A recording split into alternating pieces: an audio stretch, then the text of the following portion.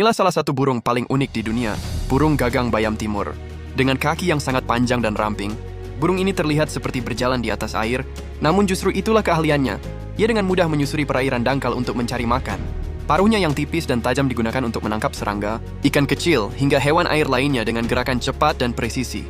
Meski terlihat anggun dan tenang, burung ini sangat berani saat melindungi sarangnya, bahkan tidak ragu mengusir predator yang jauh lebih besar. Hidup di rawa, danau, hingga pesisir, burung gagang bayam timur menjadi simbol keindahan sekaligus ketangguhan di alam liar.